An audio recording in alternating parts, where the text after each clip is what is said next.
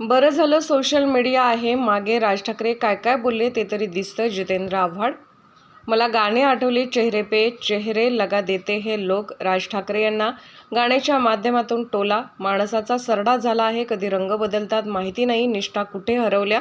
या देशात 83% लोक बेरोजगार आहेत. आधी कधीही इतकी बेरोजगारी नव्हती. याला भाजपा जबाबदार.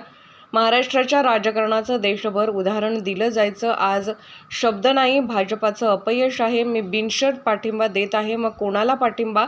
दोघांची विकेट आहे की काय? कोणाला मेसेज समजला नाही. कोणता झेंडा घेऊ हाती? बरं झालं सोशल मीडिया आहे. मागे राज ठाकरे काय काय बोलले ते तरी दिसत नाही. 5 वर्षापूर्वी काय बोलले? लाव रे तो व्हिडिओ. साहेबांचं भाषण जपून ठेवलं आहे. कार्यकर्त्यांनी आता काय बोलले साहेब? तुम्ही आता मांडीला मांडी लावून बसत आहे. पहिले शिव्या देत होते. हे सर्व लोकांसमोर जाणार, व्हायरल होणार. सत्तेसाठी वाटेल त्या तडजोडी भाजपा करते. उत्तर भारतीयांना मारहाण, भोंगे काढून टाकू. राज ठाकरेंचे विचार समुद्रात तरंगणाऱ्या बोटीसारखे. कधी इकडे डवलते, कधी तिकडे डवलते. भाजपाने किनाऱ्यावर आणून सोडले.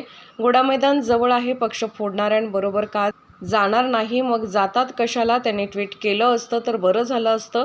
सभा घ्यायची गरज काय? त्यांना ठाण्यातून कुणाला संपवायचे? आम्ही काय सांगायचे ते ऑफिसमधून माहिती पडतं. तुम्ही तुमची ताकद कमी केल्यावर असे भाजप ताकद दाखवणारच. ते कधीच कॉम्प्रोमाइज करत नाही. कधी खांद्यावर बसले मला माहिती नाही. तो यशवंतराव चव्हाण यांचा मतदारसंघ. शशिकांत शिंदे गरीब घरातील, गरिबीतून आलेला कार्यकर्ता. आम्ही सांगत होतो पवारसाहेब स्वतः यांनी लढावे. फक्त फॉर्म भरायचा होता. त्यांनी पर्याय दिला. शशिकांत शिंदे हा लढवय्या माणूस आहे. भोंगे उतरून टाकू. कालच्या भाषणात ना भोंगे ना उत्तर भारतीय काही नाही.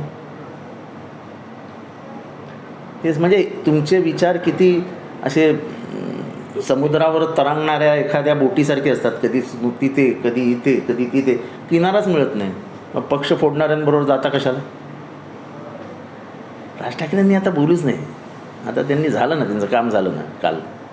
खरं तर काल त्यांनी भाषण पण करायला नको होतं. एक ट्विट करायला पाहिजे होतं की मोदींना बिनशर्त पाठिंबा, मात्र व्याभिचाराला मान्यता देणार नाही अशी राजमान्यता मी देतो आहे. असं एवढं ट्विट केलं असतं तरी चाललं असतं. एवढं कशाला वगैरे ते म्हणजे एका वाक्यासाठी एवढं मोठं भाषण करावं लागलं. त्याला जे अर्थही नाही. त्याला काय बोलायचं? किती टक्के लोक बाहेर गेले, इलेक्ट्रॉल बॉन्ड्समध्ये किती भ्रष्टाचार झाला, नोकऱ्या मिळत नाहीत, हे होत नाही, ते होत नाही, तरी मी तुमच्या मागे आहे. म्हणजे काय गंमतच आहे ना. म्हणजे तू भाषण होतं का विनोद होता हेच समजत नव्हतं.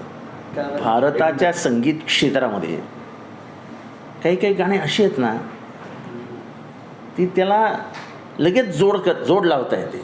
आता मी जे गाणं काल आठवलं मला राज ठाकरेंचं भाषण ऐकल्यानंतर, जब भी जी चाहे वही दुनिया बसा देते हैं लोग, एक चेहरे पे कहीं चेहरे लगा लेते हैं लोग,